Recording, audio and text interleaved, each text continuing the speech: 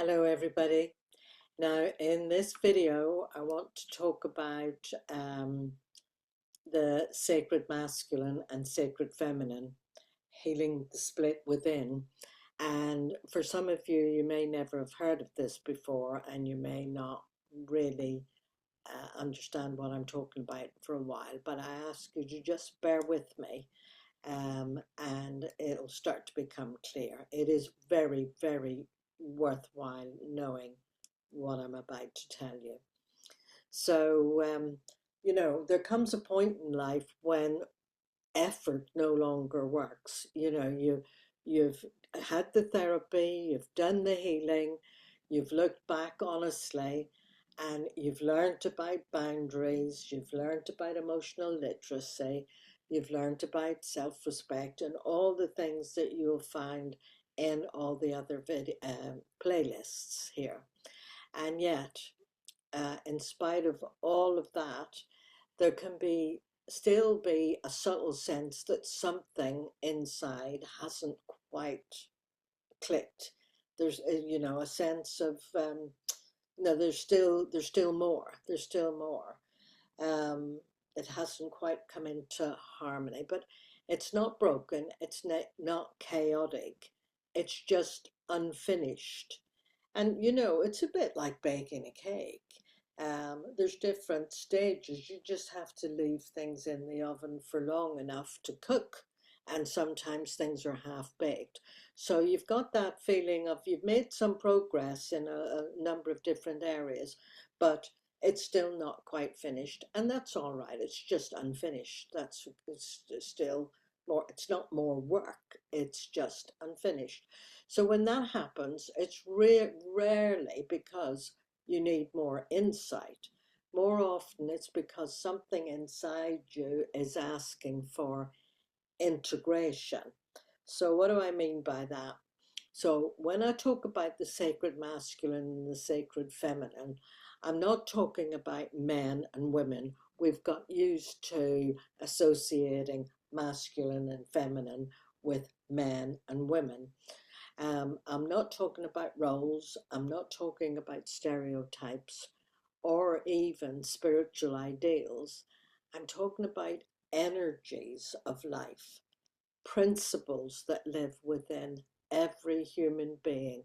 Every human being, whether it's a man or a woman, has a masculine and feminine energy, a masculine and feminine uh, that the masculine and feminine energy is about uh, how we go through life. So the masculine energy is mostly about direction, structure, discernment, protection. And that energy, it is the energy that holds, contains, and it says this way, not that way. That kind of sense you've got, it's this, it's not that.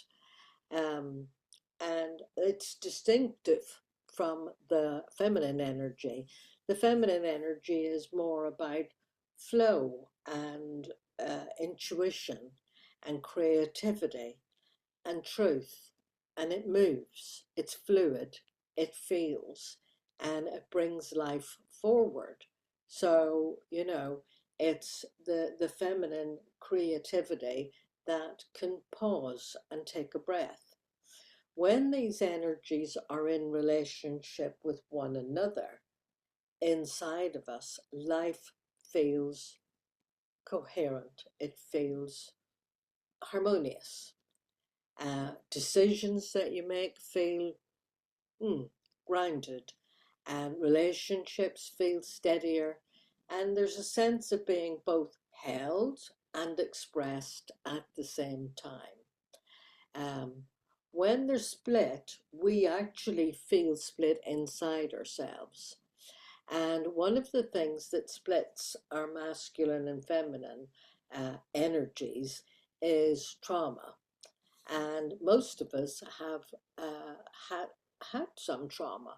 There's 57 different kinds of obstetric trauma that just coming into the world, just being born, you can be subjected to. but mostly we have got used to not seeing them as traumatic. The criteria for what makes something traumatic is it's unexpected, it's dramatic, we feel isolated with it, and we have no strategy for dealing with it. Well, an infant coming into the world, having been safe and snug in the womb, coming out, subjected to all the sensory stimulus, lights and smells and noises and all of that. It's sudden, it's unexpected. It can be quite dramatic, especially if they've got to have a forceps delivery, or they've got a cord round the neck, or there's some reason why they have to be in an incubator, or mum has to be seen to and they're taken away from mum. That feels like an eternity, because an unborn baby and a newly born baby is timeless. So there's lots of ways that just even being born can be traumatic, and it's what happens next and how secure the attachment is, um, how we get over that. So trauma distorts both energies, and so it's not blaming anybody for anything. It's just the way life is. And so all of us, in one way or another, at some stage or time, have had some kind of what's called a Udin moment, UDIN, unexpected, dramatic. We feel isolated and we've got no strategy for dealing with it. In other words, we're in a I don't know what to do state. And that's not because we're flawed. Um, we have adapted, we adapt. So a wounded masculine often shows up as control, rigidity, emotional withdrawal, or collapsed. A wounded masculine energy has learned that tenderness was unsafe. So it armored instead. And a wounded feminine often shows up as overgiving, over caring, over focusing on the other, whether that's a partner, a parent, or children, or a pet even, but or friends, over giving, where there's a kind of a self erasure, there's a losing of yourself, a losing of your own voice and your own preferences and meeting your own needs, and even like emotional flooding. That is a wounded feminine. These aren't personality traits, they're survival strategies. So, what we often call who I am is actually who we had to become. Those experiences, particularly when we're in formative years, and by that I'm talking about before five years old. So that's the initial imprinting, and so many people suffering from anxiety, it goes right back to those early stages, and that begins to imprint on us. But bear with me, and all will become clearer as we go. So like I say, they're not personality traits, they're the ways that you've survived, coping mechanisms that you've developed to deal with what happened to you. It's not that anything's wrong with you, it's what happened to you. And so then there's a wider kind of inheritance. For generations, culture rewarded the masculine when it was cut off from the heart, and punished the feminine when it spoke truth. So softness was dismissed, and sensitivity was shamed, and intuition was sidelined. So at the same time, control without compassion was normalized.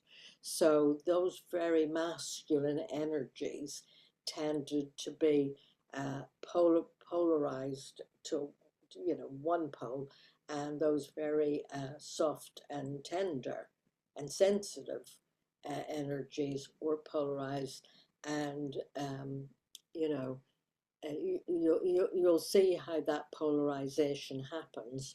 that split didn't just shape society, it fractured people internally, and it fractured society as well, where we've got this polarization of the masculine and feminine.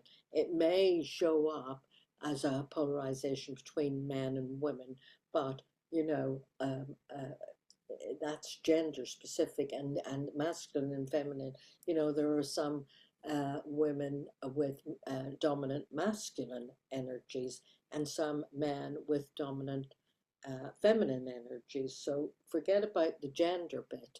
Many men survived by suppressing their inner feminine energy. So um, they cut off from their softer, more sensitive feelings.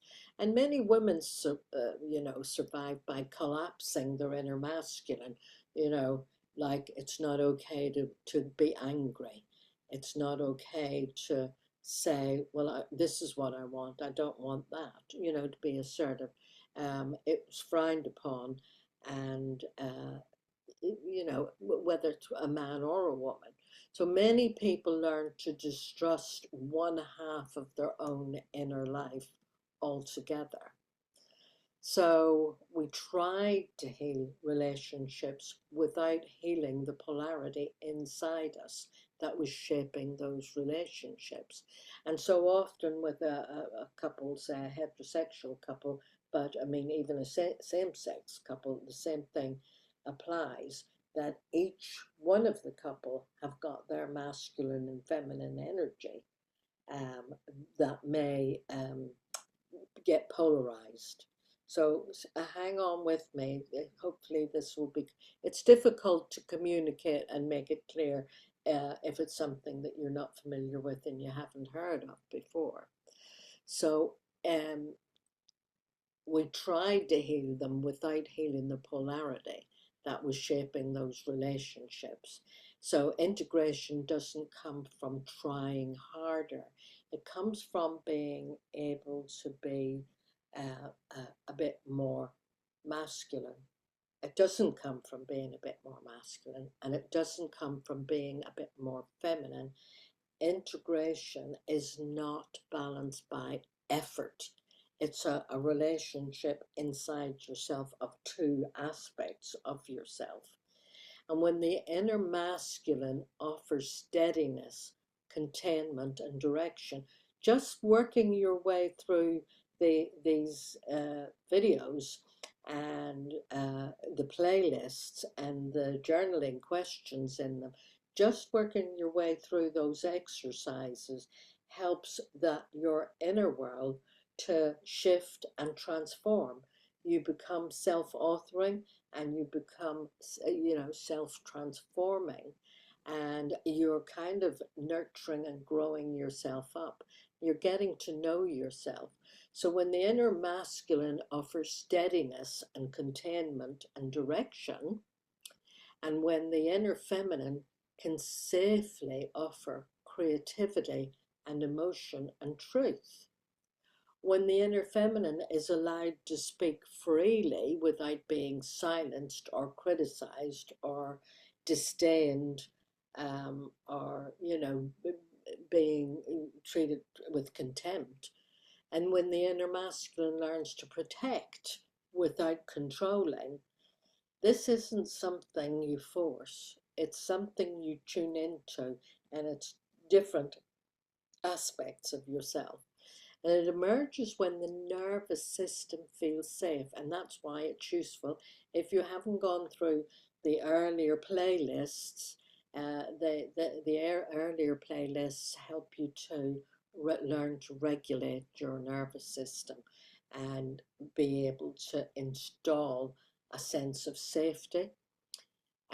When your body is listened to, when no part of you is shamed for existing, then integration and harmony within happens. So for many people, they search for the sacred union. It's a spiritual thing, a spiritual journey for some people in romantic relationships. But outer union cannot stabilize what is fractured inside. It's an inside job. And some of you will understand that. And if you stay with these videos and just keep an open mind and an open heart and an open will and allow the understanding to come to you, you know, there's knowledge, and unto knowledge add understanding, and unto understanding add wisdom. When the inner masculine and feminine begin to dialogue, something very, very profound happens when that more contained, directive aspect of you and the more fluid, relaxed, fluid aspect of you, when they get to know each other, polarity softens into intimacy. And it is really, really important. And attraction becomes grounded rather than addictive. And you stop chasing intensity and you start recognizing truth. You stop confusing tension and being activated with connection. And you begin choosing from discernment rather than a longing. Because inner union creates outer clarity. And I know there's a lot, I'm saying a lot of things here that are maybe new to a lot of you, and you're kind of thinking, whatever is she talking about?